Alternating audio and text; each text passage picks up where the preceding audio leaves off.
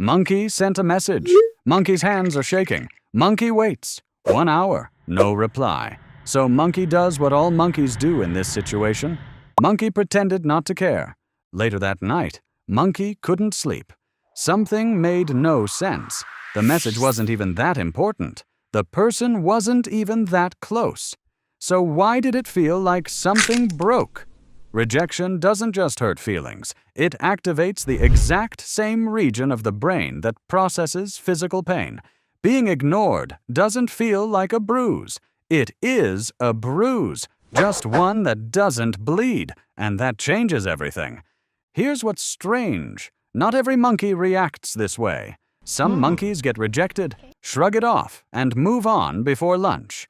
But this monkey, this specific monkey, replays the moment for 3 days, analyzes every word, and quietly wonders what's wrong with him.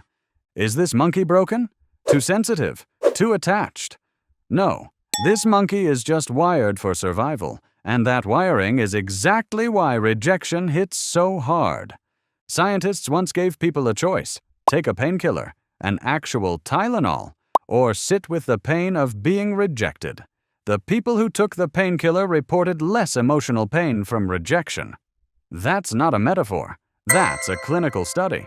Social rejection and physical pain share the same neural pathway.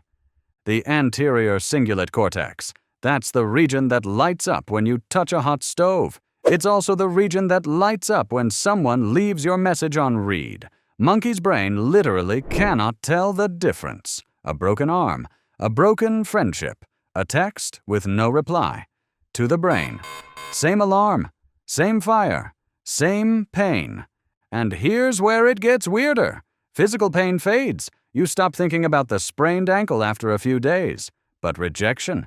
Monkey can remember a rejection from 11 years ago with perfect clarity. The name, the room, what Monkey was wearing.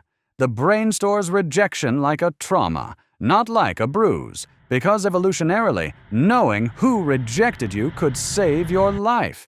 You needed to remember to stay alert, to never be caught off guard again. Monkey's brain is running ancient software in a modern world, but understanding the science doesn't make it stop. Monkey knows. Monkey still can't sleep. That's because there's a second layer. Beyond the pain itself, there's something called the need for cognitive closure. When something doesn't make sense, the brain refuses to file it away. It keeps the folder open, keeps running the simulation. What did I do? What did I say?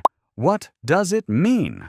Rejection creates an open loop, and the brain hates open loops. It will spin the question indefinitely looking for an answer that will never come, because most of the time, rejection has nothing to do with you.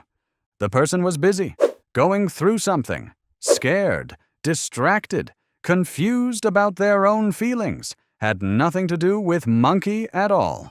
But Monkey's brain doesn't know that, so it manufactures the most dangerous explanation of all. I wasn't enough. That story, that 3-word story, that's the real wound, not the rejection itself. The meaning Monkey assigned to it. So what does Monkey do with a wound that doesn't bleed? Monkey pretends. I'm fine. It doesn't bother me. I didn't even care that much. Meanwhile, the loop is still running at full speed behind the screen. Monkey overcompensates, suddenly needs more approval from everyone to fill the gap. More attention, more validation, more messages sent to other monkeys to prove the last one was wrong. Monkey withdraws, builds a wall, decides that wanting things is dangerous, that hope is the enemy, that the safest move is to never reach out first. Never. And here's the brutal irony. All 3 of those behaviors guarantee more rejection, because a monkey who pretends to feel nothing attracts no one. A monkey desperate for approval repels the very connection it seeks. And a monkey who never reaches out never finds what it was looking for. The wound teaches Monkey the wrong lesson. Don't try.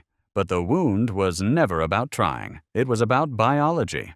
Here's what actually helps. 3 things Monkey can do with a wound that doesn't bleed.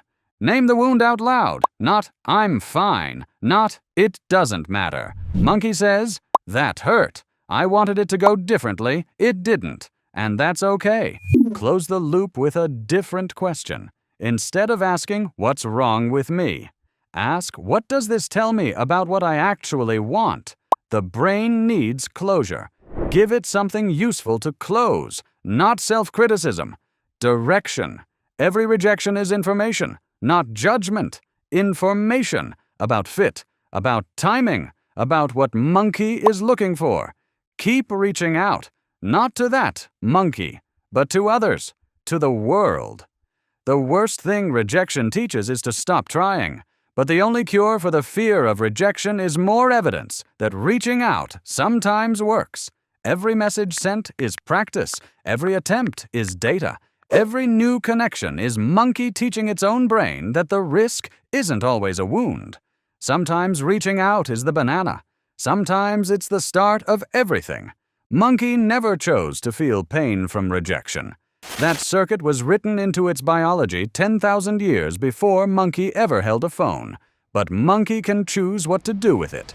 Pretend it doesn't hurt and let it run silent in the background forever. Or look at it directly. Name it, question it, and keep going anyway. The wound that doesn't bleed is still real, but wounds can heal. Especially the invisible ones. Monkey doesn't need to be fearless. Monkey just needs to be braver than the fear. One message at a time. Monkey says thank you for watching until the end.